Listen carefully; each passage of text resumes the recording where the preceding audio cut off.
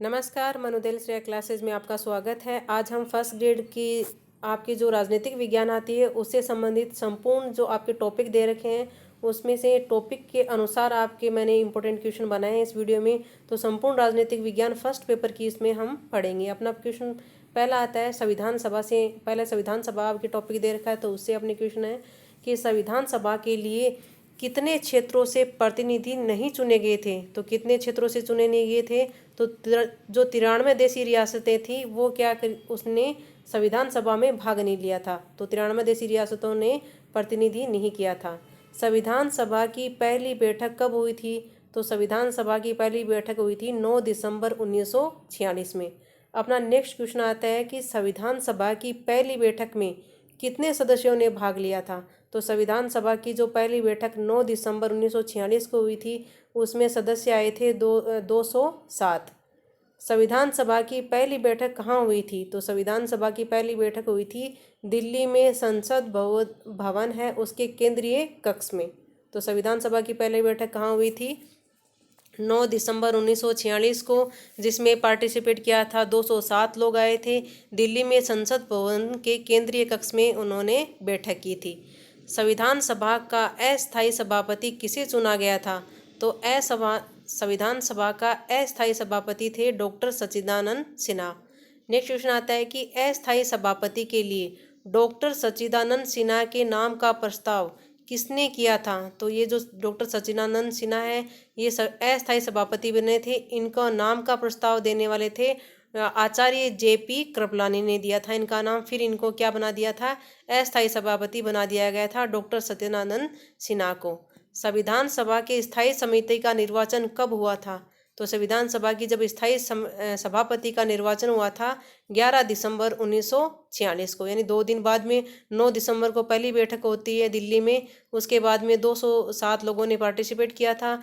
JP Kripalani के प्रस्ताव के अनुसार अस्थायी सदस्य बना दिया गया था डॉक्टर सच्चिदानंद सिन्हा को। उसके बाद में 11 दिसंबर 1946 को स्थायी सभापति का निर्वाचन हुआ था।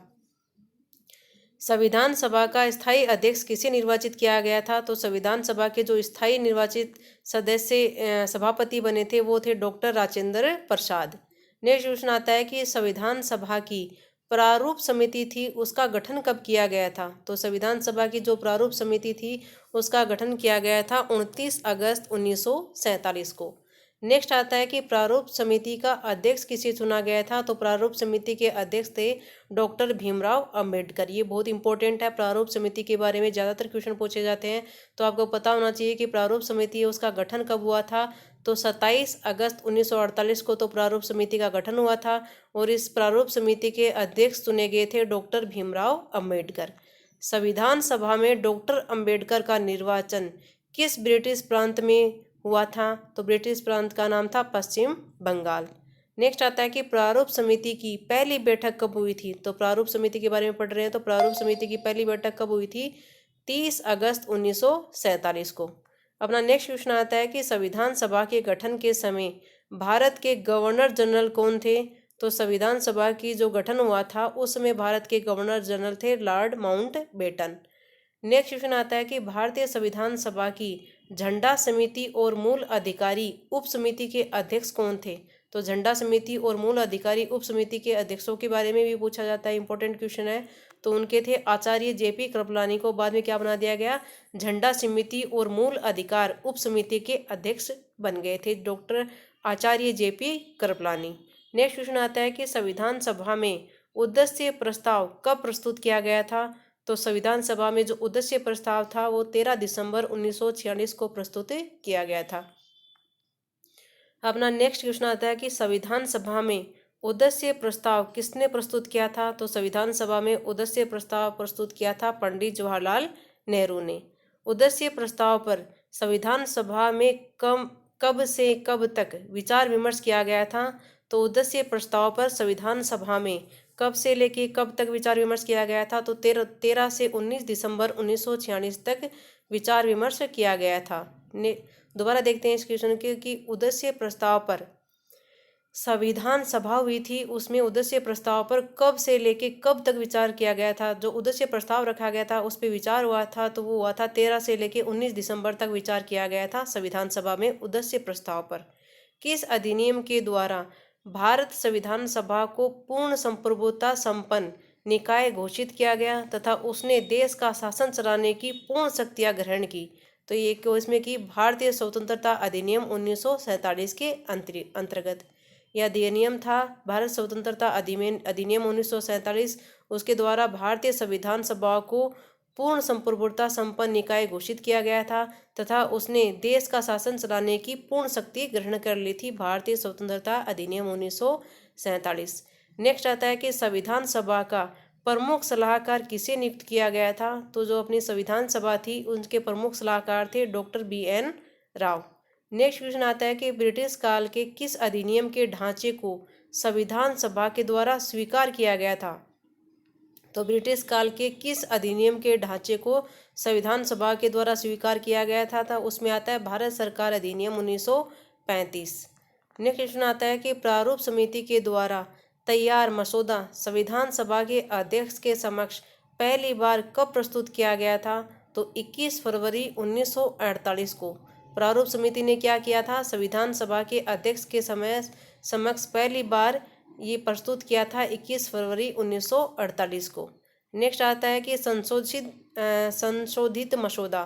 पहले तो तैयार मसौदा 21 फरवरी 1948 को प्रारूप समिति ने क्या किया था, संविधान सभा के जो अध्यक्ष थे उनके सामने प्रस्तुत किया था 21 फरवरी 1948 को। फिर संशोधित मसौदा था, यानी जो संशोधित मसौदा संविधान सभा के अध्यक्ष के समक्ष पुनः प्रस्तुत कब किया गया था। तो पुनः प्रस्तुत किया गया था 26 अक्टूबर 1948 को। सबसे पहली बार प्रस्तुत कब किया गया, 21 फरवरी 1948 को। उसके बाद में उसमें संशोधन करके 26 अक्टूबर 1948 को वापस पेश किया गया था, प्रस्तुत किया गया था संविधान सभा के अध्यक्ष के समक्ष। नेक्स्ट आता है कि संविधान के प्रारूप पर खंडवार गहन विचार विमर्श अर्थात प्रथम वाचन कब प्रारंभ हुआ था। तो प्रथम वाचन प्रारंभ हुआ था 15 नवंबर 1948 से। 26 अक्टूबर 1948 को तो प्रारूप समिति ने क्या कर दिया, इसके संविधान सभा अध्यक्ष के सामने इसको प्रस्तुत कर दिया गया था। फिर इसमें संशोधन हो गया था 26 अक्टूबर 1948 में। फिर इसका वाचन शुरू हो गया था, 26 अक्टूबर को प्रस्तुत किया गया, फिर इसको स्वीकार कर लिया गया। उसके बाद में 15 नवंबर 1948 को इसको क्या कर दिया गया, इसका वाचन प्रारंभ हो गया था। संविधान सभा का द्वितीय वाचन कब पूरा हुआ। तो द्वितीय वाचन पूरा हुआ था 16 नवंबर 1949 को। नेक्स्ट आता है संविधान का तृतीय वाचन। तो संविधान का तृतीय वाचन कब प्रारंभ हुआ था, 13 नवंबर 1949 को। प्रथम वाचन कब हुआ था, 15 नवंबर 1948 को। द्वितीय वाचन कब पूरा हुआ था। तो द्वितीय वाचन पूरा हुआ था 16 नवंबर 1949 को। 15 नवंबर 1948 को तो प्रथम, फिर इसके एक साल बाद में, एक दिन बाद में 16 नवंबर 1949 को द्वितीय वाचन पूरा हुआ था। फिर तृतीय वाचन पूरा हुआ था 17 नवंबर 1949 को, यानी एक दिन बाद में। ये द्वितीय और तृतीय तो वाचन यानी द्वितीय वाचन पूरा हो गया था 16 नवंबर 1949 को। फिर इसका नेक्स्ट डे तृतीय वाचन शुरू हो गया था 17 नवंबर 1949 को। संविधान सभा ने संविधान को कब अंगीकृत, अधिनियमित और आत्मार्पित किया था। तो ये डेट आपको याद रखनी है, 16 नवंबर 1949 को। 26 नवंबर 1949 को संविधान सभा को अंगीकृत, अधिनियमित और आत्मार्पित किया गया था। 26 नवंबर है, सॉरी मैंने 16 नवंबर निकल गया था मुंह से। 26 नवंबर 1949। संविधान सभा के सदस्यों ने अंतिम रूप से संविधान पर कब हस्ताक्षर किए। तो सब कुछ मसौदा तैयार हो गया, तृतीय वाचन हो गए, फिर उसके बाद में उसको क्या कर लिया गया, अंगीकृत भी कर लिया गया, अधिनियमित और आत्मार्पित कर लिया गया था 26 नवंबर 1949 को। फिर उस पर हस्ताक्षर किए गए थे 24 जनवरी 1950 को। 26 नवंबर 1949 को अंगीकृत कर लिया, फिर 24 जनवरी 1950 को हस्ताक्षर किए गए। संविधान सभा पर कुल कितना धन व्यय हुआ। तो कुल धन व्यय हुआ था 63,96,726 रुपये। तो 63,96,726 रुपये। हमेशा अगर आपको डिजिट याद रखनी है तो हमेशा ऐसे याद रखें 63,96,726, और वैसे आपको जैसे सुविधा लगे वैसे याद कर लीजिए, लेकिन याद करने का बेस्ट याद ऐसे रहती हैं 63,96,726, 63,96,726। संविधान सभा में शक्ति के केंद्र बिंदु कौन थे? तो संविधान सभा हुई थी, उसमें शक्ति के केंद्र बिंदु थे सरदार वल्लभ भाई पटेल तथा जवाहरलाल नेहरू। संविधान सभा में किस मुद्दे ने सबसे अधिक कठिनाइयां प्रस्तुत की थी? तो राष्ट्रीय संपर्क भाषा, कि राष्ट्रीय संपर्क भाषा कौन सी बनाई जाए, इसने सबसे ज़्यादा क्या की थी, कठिनाइयां प्रस्तुत की थी। संविधान सभा की कार्य प्रणाली की क्या विशेषता थी? तो संविधान सभा की कार्य प्रणाली की विशेषता थी समझौते व समन्वय की भावना। नेक्स्ट आता है कि भारत के संविधान के कुल कितने भाग हैं? तो अपने भारत के संविधान हैं उसके कुल टोटल 22 भाग हैं। भारतीय संविधान में कुल कितने अनुच्छेद थे? तो भारतीय संविधान में कुल अनुच्छेद थे, जब भारतीय संविधान बना था उस टाइम की बात पूछ रहे हैं, तो कब कितने थे? 395 अनुच्छेद। भारत के संविधान में कुल कितनी अनुसूचियां हैं? तो कुल अनुसूचियों की संख्या है 12। भारत के संविधान की रचना में कुल कितना समय लगा था? तो कुल समय लगा था 2 वर्ष 11 माह और 18 दिन। भारत का संविधान पूर्णतः कब लागू किया गया था? तो भारत का जो संविधान है 24 जनवरी को हस्ताक्षर हुए थे। 26 जनवरी 1950 को भारत का संविधान पूर्णतः लागू कर दिया गया। संविधान के अनुसार भारत को किस तरह का राज्य घोषित किया गया? तो भारत को संविधान के अनुसार भारत क्या है? एक लोकतंत्रात्मक गणराज्य है। नेक्स्ट क्वेश्चन आता है कि जिस समय भारत का संविधान लागू हुआ उस समय भारत के राष्ट्रपति कौन बनाए गए थे? तो भारत का संविधान लागू हुआ उस समय भारत के राष्ट्रपति बनाए गए थे doctor Rajendra Prasad. Next question आता है कि भारत के अंतिम गवर्नर जनरल कौन थे? तो भारत के अंतिम गवर्नर जनरल थे सी राजगोपालाचारी। ये भारत के अंतिम गवर्नर जनरल थे सी राजगोपालाचारी। नेक्स्ट आता है कि भारतीय संविधान के रचनाकारों ने उपराष्ट्रपति का पद किस देश के संविधान से ग्रहण किया है? तो उपराष्ट्रपति का पद है वो संयुक्त राज्य अमेरिका से। नेक्स्ट आता है कि संविधान की संरक्षक संस्था कौन सी है? तो संविधान की जो संरक्षण संस्था है वह उच्चतम न्यायालय है। अमेरिका के संविधान की किस विशेषता का हमारे संविधान पर प्रभाव नहीं है? तो कौन से का प्रभाव नहीं है, कि हमने कौन से नहीं लिया है? तो हमने जो शक्ति पृथक्करण है वो अमेरिका से नहीं लिया, बाकी एकल नागरिकता, नीति निर्देशक तत्व, मौलिक अधिकार, ये सभी किससे लिए गए हैं? अमेरिका के संविधान से हमने लिए हैं।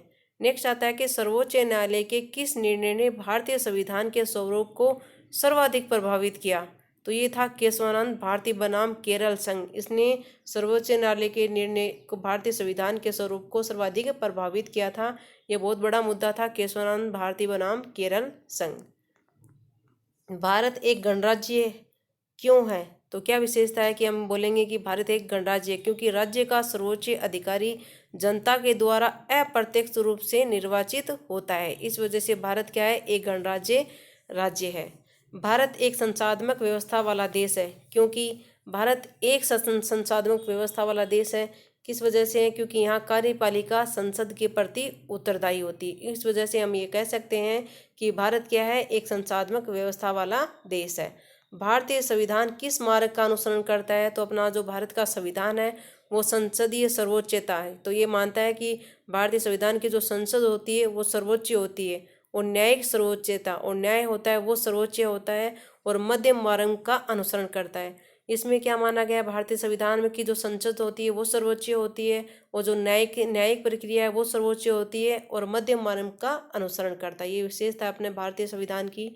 संविधान का निम्नलिखित में से कौन सा तत्व गांधी जी के विचारों से प्रभावित नहीं है? तो पंथ निरपेक्षता है वो गांधी जी के विचारों से प्रभावित नहीं है। बाकी अहिंसा, छुआछूत, सत्य, ये सभी किसके हैं? गांधी जी के विचारों से प्रभावित है।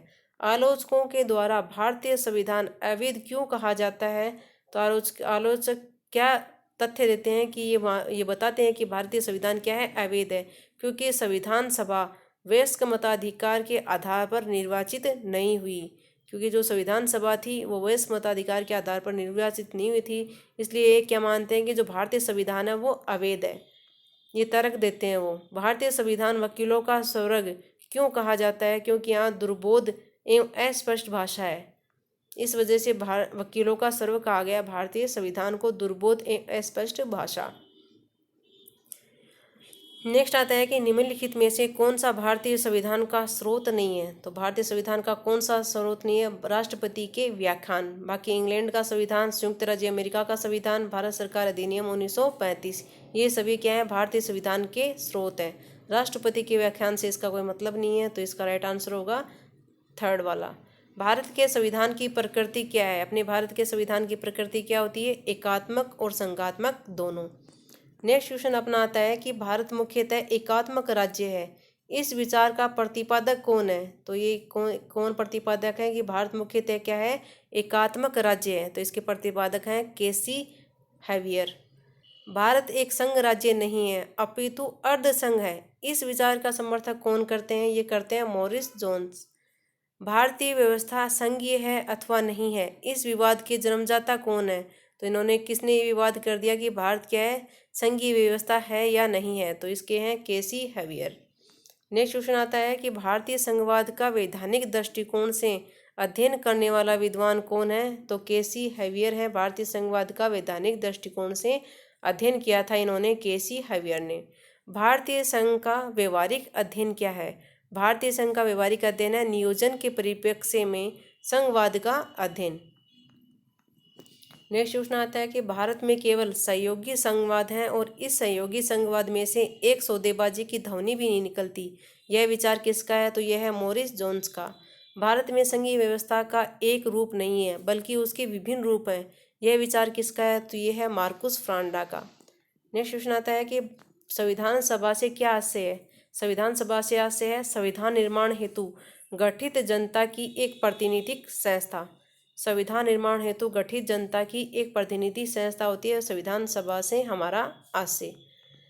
नेक्स्ट आता है कि संविधान सभा का गठन किस योजना के अंतर्गत किया गया था? तो योजना थी कैबिनेट मिशन योजना, 1946 के अंतर्गत संविधान सभा का गठन किया गया था।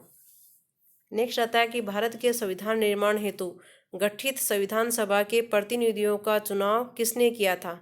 तो भारत के संविधान निर्माण हेतु गठित संविधान सभा के प्रतिनिधियों का जो चुनाव हुआ था वो किया था प्रांतीय विधानसभाओं ने। नेक्स्ट आता है कि संविधान सभा के प्रतिनिधियों का चुनाव कब हुआ था?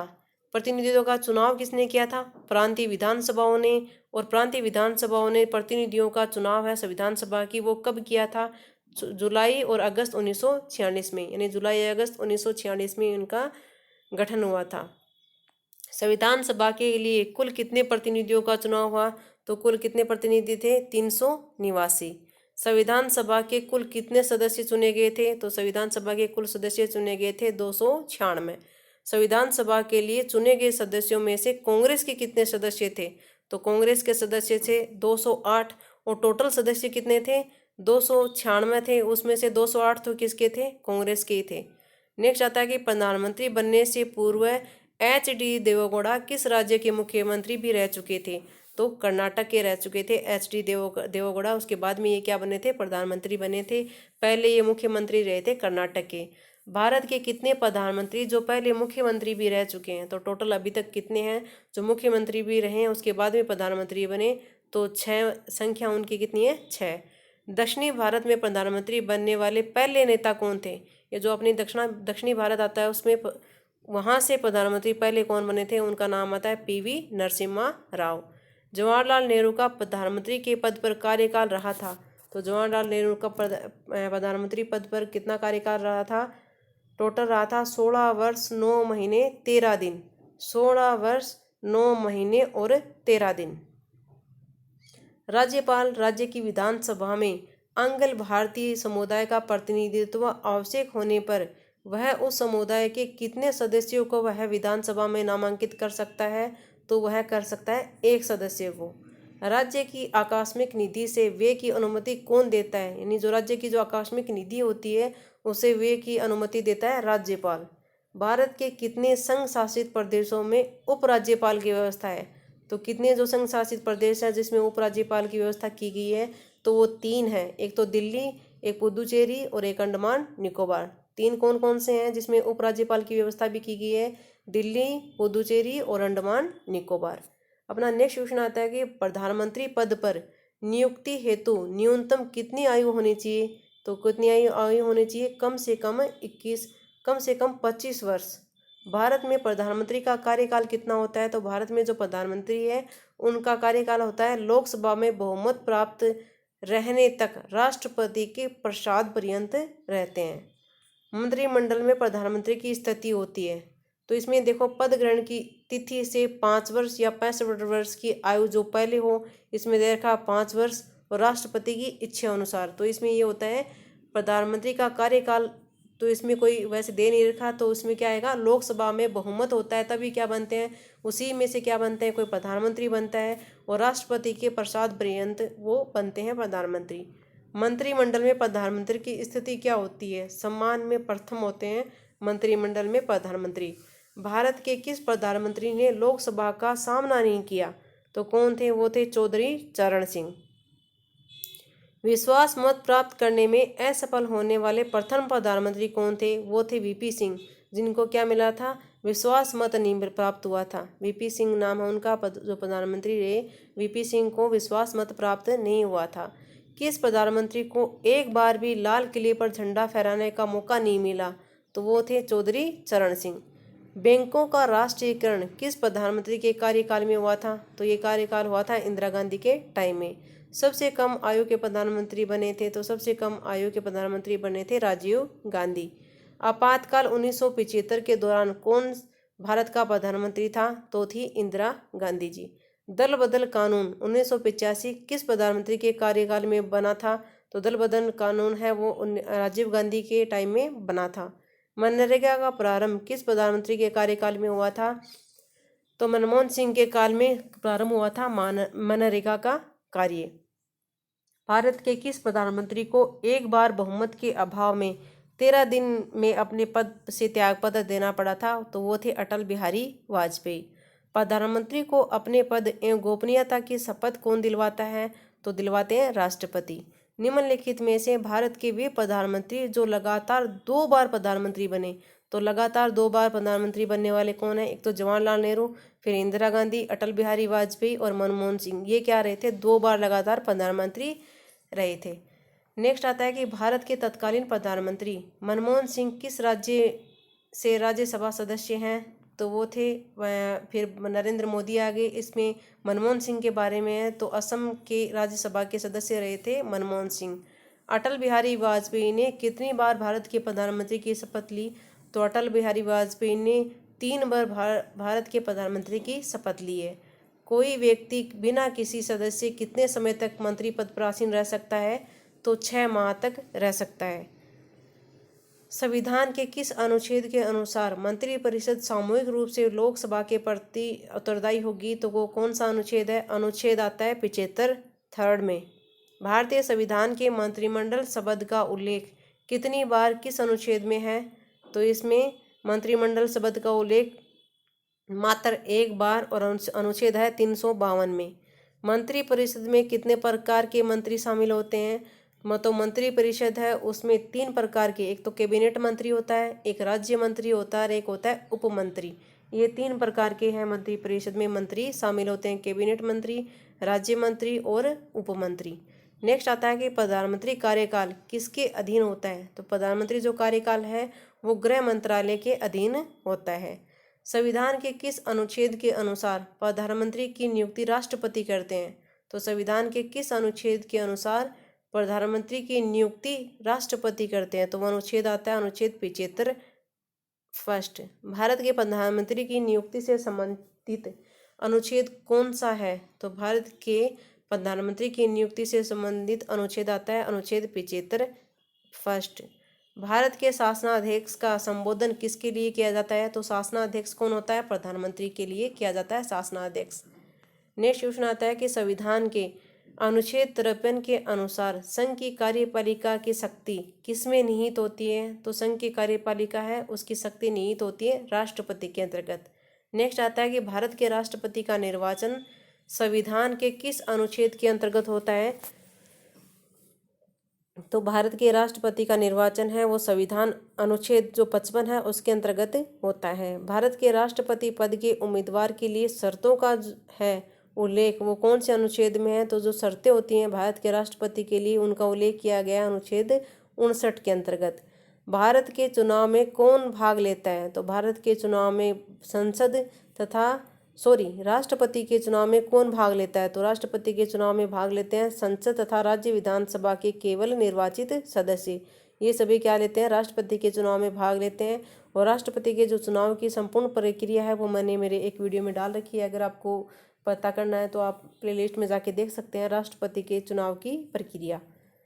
जब कोई व्यक्ति राष्ट्रपति के पद हेतु एक से अधिक बार निर्वाचन का पात्र है तो वो क्या हो जाएगा? हो सकता है क्या निर्वाचन का पात्र? हाँ। तो वो क्या कोई व्यक्ति राष्ट्रपति के पद हेतु एक से अधिक बार निर्वाचन का पात्र हो सकता है? तो हाँ, हो सकता है। भारत के संविधान के अनुच्छेद 356 में राष्ट्रपति को यह शक्ति प्रदान की गई है कि वह क्या है? वह आपातकाल की घोषणा कर सकता है यदि उसे इस बात का विश्वास हो जाए कि क्या हो? राज्य की सरकार संविधान के प्रावधानों के अनुसार नहीं चल सकती। तो क्या कर सकता है? राष्ट्रपति को ये अनुच्छेद 356 के अंतर्गत अधिकार दिया गया है कि वो आपातकाल घोषित कर सकते हैं। राष्ट्रपति शासन के दौरान राज्य की प्रमुख शासन संचालक कौन होता है? तो वो होते हैं उच्च न्यायालय का मुख्य राज्यपाल होते हैं। राष्ट्रपति शासन के दौरान राज्य की प्रमुख शासन संचालक कौन करता है? राज्यपाल करता है। भारत के किस राज्य में सर्वप्रथम राष्ट्रपति शासन लागू किया गया था? तो वो है पंजाब। किस मामले में भारत के राष्ट्रपति ने अपने वीटो शक्ति का प्रयोग किया था? तो वीटो शक्ति का प्रयोग किया था भारतीय डाकघर संशोधन अधिनियम 1986 आया था। उसके अंतर्गत भारत के राष्ट्रपति ने क्या किया था? अपनी वीटो शक्ति का प्रयोग किया था। राष्ट्रपति किस स्थिति में अध्यादेश जारी कर सकता है? तो राष्ट्रपति संसद का सत्र समाप्त होने की स्थिति में क्या कर सकता है? अध्यादेश जारी कर सकता है। राष्ट्रपति राज्यसभा में कितने व्यक्तियों को मनोनीत करता है? तो राष्ट्रपति राज्यसभा में टोटल 12 व्यक्तियों को मनोनीत कर सकता है। भारत का राष्ट्रपति अपना त्यागपत्र किसे सौंपता है? तो भारत के जो राष्ट्रपति है वो अपना त्यागपत्र सौंपता है उपराष्ट्रपति को। भारतीय संविधान के अनुच्छेद 72 की व्यवस्थाओं के अनुसार मृत्युदंड को कौन क्षमा कर सकता है? तो राष्ट्रपति है वो मृत्युदंड को क्षमा भी कर सकते हैं। भारत का राष्ट्रपति किसी ऐसे प्रश्न पर है जिसमें विधि और तथ्य के प्रश्न अंतर्निहित हों किससे परामर्श प्राप्त कर सकता है? तो वो सर्वोच्च न्यायालय के मुख्य न्यायाधीश से। भारत के राष्ट्रपति पर महाभियोग क्यों लगाया जा सकता है? तो संविधान के अतिक्रमण करने पर लगाया जा सकता है भारत के राष्ट्रपति पर महाभियोग। लगातार 2 बार राष्ट्रपति पद कौन निर्वाचित हुए थे? तो डॉक्टर राजेंद्र प्रसाद भारत में लगातार 2 बार राष्ट्रपति के पद पर निर्वाचित हुए थे। भारत के संविधान के किस अनुच्छेद के अंतर्गत राष्ट्रपति पर महाभियोग चलाया जा सकता है? वो अनुच्छेद 61 के अंतर्गत। देश की रक्षा बलों का सर्वोच्च सेनापति कौन होता है? तो जो देश के रक्षा बल हैं जल थल और वायु, इन सभी का रक्षा सेनापति कौन होते हैं? राष्ट्रपति होते हैं। राष्ट्रपति किसका अभिन्न अंग है? तो राष्ट्रपति संसद का क्या होता है? अभिन्न अंग होता है। राष्ट्रपति किसका विघटन कर सकता है? तो राष्ट्रपति विघटन कर सकते हैं लोकसभा का। दोनों सदनों की संयुक्त बैठक कौन बुला सकता है? तो दोनों सदनों की जो संयुक्त बैठक है वो राष्ट्रपति बुला सकते हैं। राष्ट्रपति के द्वारा जारी किया गया अध्यादेश का प्रभाव संसद के पुनः समवेत होने की तिथि से कब तक रहता है? तो कब तक रहता है? वो रहता है 6 सप्ताह की समाप्ति तक रहता है। संविधान के अनुसार राष्ट्रपति किसकी सलाह पर मंत्रियों की नियुक्ति करता है? तो प्रधानमंत्री की सलाह पर। यदि लोकसभा में किसी भी दल को बहुमत प्राप्त नहीं है तो राष्ट्रपति अपने पहले प्रधानमंत्री बनने हेतु आमंत्रित कर सकता है। तो किसे कर सकता है? चुनाव से पहले बने गठबंधन के नेताओं को क्या कर सकता है? प्रधानमंत्री आमंत्रित कर सकता है। आपातकाल की घोषणा से संबंधित संवैधानिक संशोधन राष्ट्रपति से निम्नलिखित के अनुसार कार्य करने की अपेक्षा करता है सर्वोच्च न्यायालय की सलाह पर। भारत के उपराष्ट्रपति को उसके पद से हटाने की क्या प्रक्रिया होती है? तो भारत का उपराष्ट्रपति होता है उसको अगर पद से हटाना है तो कौन सी प्रक्रिया अपनाई जाएगी? राज्यसभा के तत्कालीन समस्त सदस्यों के बहुमत से पारित ऐसे संकल्प के द्वारा जिससे लोकसभा सहमत हो, उस प्रकार से हम क्या हटा सकते हैं? उपराष्ट्रपति को हटा सकते हैं। राष्ट्रपति अपना त्यागपत्र उपराष्ट्रपति को देते हैं। उपराष्ट्रपति इस त्यागपत्र की सूचना किसको देता है? लोकसभा अध्यक्ष को देता है। राष्ट्रपति और उपराष्ट्रपति दोनों की ही अनुपस्थिति में भारत के राष्ट्रपति के कार्यों का निष्पादन कौन करता है? तो कार्यों का निष्पादन कौन करेगा? सर्वोच्च न्यायालय का मुख्य न्यायाधीश। उपराष्ट्रपति का कार्यकाल कितने वर्ष का होता है? तो उपराष्ट्रपति का कार्यकाल 5 वर्ष का होता है। उपराष्ट्रपति के निर्वाचन में कौन भाग लेते हैं? तो उपराष्ट्रपति के निर्वाचन में संसद के दोनों सदनों के सभी सदस्य क्या लेते हैं? भाग लेते हैं। याद रखना, संसद के दोनों सदनों के सभी सदस्य। भारत के किस उपराष्ट्रपति का निधन उनके कार्यकाल के दौरान ही हुआ था? तो वो थे कृष्णकांत। नेक्स्ट आता है कि संविधान के अनुच्छेद 360 में वित्तीय आपात की घोषणा करने का प्रावधान है। इस अनुच्छेद के अनुसार अब तक कितनी बार वित्तीय आपातकाल की घोषणा की गई है? तो एक बार भी नहीं की गई है। भारतीय संविधान के अनुच्छेद 352 से लेकर 360 के बीच दिए गए उपबंधों को किस नाम से जाना जाता है? तो वो है आपात उपबंध। 352 से लेकर 360 तक है आपात उपबंध। राष्ट्रीय आपात राज्यों में संवैधानिक तंत्र की विफलता वित्तीय आपात की घोषणा करता है। तो कौन करता है? राष्ट्रपति। राष्ट्रीय आपात की घोषणा किस परिस्थिति में की जा सकती है? तो राष्ट्रीय आपातकाल की घोषणा है वो युद्ध या बाह्य आक्रमण अथवा सशस्त्र विद्रोह की स्थिति में की जा सकती है। नेक्स्ट आता है कि आपात उद्घोषणा के संसद द्वारा अनुमोदित होने के बाद एक बार में वह कितने समय तक प्रवर्तन में रहती है? तो वो रहती है 6 माह तक। अनुच्छेद 352 के अनुसार संकट की घोषणा किसके लिए की जा सकती है? अनुच्छेद 352 के अनुसार संकट की घोषणा किसके लिए की जा सकती है?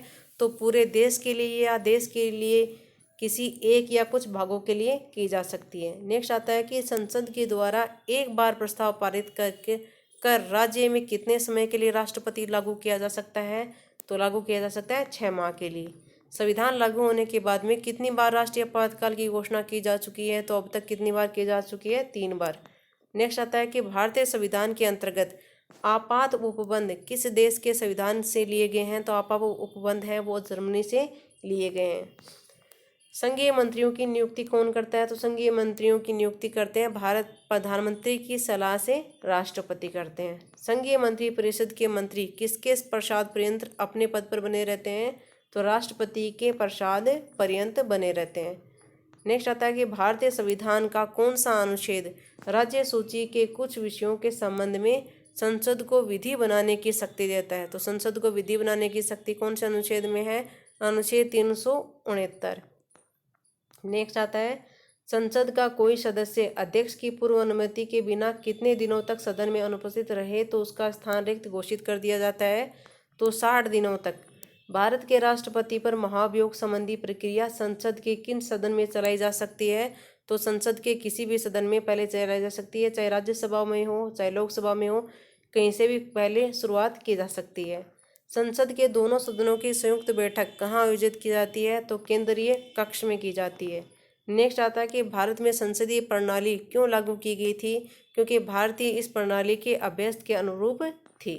नेक्स्ट आता है कि भारत की संसदीय प्रणाली ब्रिटिश प्रणाली से किस रूप से भिन्न है? तो इसमें आता है कि भारत में उच्च सदन है किंतु उसका गठन वंशानुगत नहीं होता है। भारत में संवैधानिक कार्यपालिका है पर उसका पद क्या होता है? वंशानुगत नहीं होता है। भारत में संसद है किंतु संसद क्या है? सर्वोच्च नहीं है। इस वजह से भारतीय जो संसदीय प्रणाली है वो ब्रिटिश प्रणाली से भिन्न है। भारत और ब्रिटेन की संसदीय व्यवस्था में मुख्य अंतर क्या है? तो मुख्य अंतर कौन सा है इसमें? कि भारत में संघात्मक शासन है और ब्रिटेन में क्या है? एकात्मक शासन है। एक तो ये अंतर है कि भारत में क्या है? संघात्मक शासन है, ब्रिटेन में क्या है? एकात्मक शासन है। भारत में क्या होता है? संविधान सर्वोच्च होता है, जबकि ब्रिटेन में क्या होती है? संसद है वही सर्वोच्च होती है।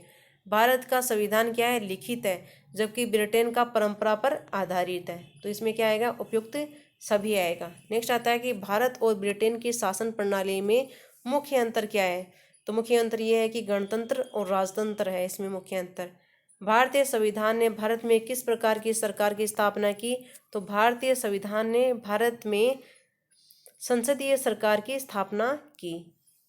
संसदीय सरकार में वास्तविक शक्ति किसमें निहित होती है? तो मंत्रिपरिषद एवं प्रधानमंत्री में होती है। संसदीय सरकार में वास्तविक शक्ति मंत्रिपरिषद एवं प्रधानमंत्री के मध्य निहित होती है। भारत की अंतरिम संसद का कार्यकाल कितना रहा? तो भारत की जो अंतरिम संसद है उसका कार्यकाल 2 वर्ष 2 माह 22 दिन। कौन सा कथन त्रिशंकु यानी हंग संसद को सही रूप से व्यक्त करता है? तो ऐसी संसद जिसमें किसी दल का स्पष्ट बहुमत प्राप्त नहीं होता है वो करती है। भारतीय संसद के इतिहास में पहली बार दोनों सदनों की संयुक्त बैठक किस विधेयक पर गतिरोध दूर करने के लिए हुई थी? तो वो था राजाओं के विशेषाधिकारों एवं प्रीवी पर समाप्त करने वाले विधेयक पर हुई थी संयुक्त बैठक। संसद के विश्रांति काल में राष्ट्रपति को किस अनुच्छेद के अंतर्गत अध्यादेश जारी करने की शक्ति प्रदान की गई है? तो वह अनुच्छेद 123। संसद के संदर्भ में शून्यकाल से क्या अभिप्राय है? शून्यकाल से अभिप्राय होता है संसद के प्रश्नकाल की ठीक बाद का समय। संसद के प्रश्नकाल के ठीक बाद का समय होता है वो होता है शून्यकाल। शून्यकाल कब प्रारंभ होता है? तो शून्यकाल प्रारंभ होता है 12 बजे से। लोकसभा और राज्यसभा में सरकारी दल का मुख्य सचेतक कौन होता है? तो वो होते हैं संसदीय कार्य मंत्री। किन प्रश्नों का सदन में उत्तर मौखिक रूप से दिया जाता है? तो वो कौन से प्रश्न होता है जिनका उत्तर मौखिक रूप से दिया जाता है? वो होते हैं तारांकित प्रश्न। किन प्रश्नों का सदन में उत्तर लिखित रूप में दिया जाता है? तो होते हैं अतारांकित प्रश्न। जो तारांकित होता है उनको मौखिक रूप से दिया जाता है उनका आंसर, और जो अतारांकित होते हैं उनका उत्तर लिखित रूप में दिया जाता है। संसद के संदर्भ में अल्प सूचना प्रश्न से क्या तात्पर्य होता है? तो अल्प सूचना पत्र से तात्पर्य होता है साधारण प्रश्न के लिए निर्धारित 10 दिन की अवधि। संसद भवन का डिजाइन तैयार किया था, जो संसद भवन है अपना उसका डिजाइन तैयार किया था सर हर्बर्ट बेकर ने। संसद के किस सदन में आधे घंटे की चर्चा करने के लिए उसकी लिखित पूर्व सूचना किसको दी जाती है? तो वो दी जाती है उस सभा के पीठासीन अधिकारी को। संसद में बहस के दौरान गिलीटोनिक किन मांगों पर प्रयोग किया जाता है? तो गिलीटोनिक किन मांगों पर प्रयोग किया जाता है? समयाभाव के कारण जिन पर चर्चा नहीं हो पाती उनके लिए। अपन पढ़ेंगे अपने नेक्स्ट वीडियो में अपने next tuition. Okay, thank you for watching my video.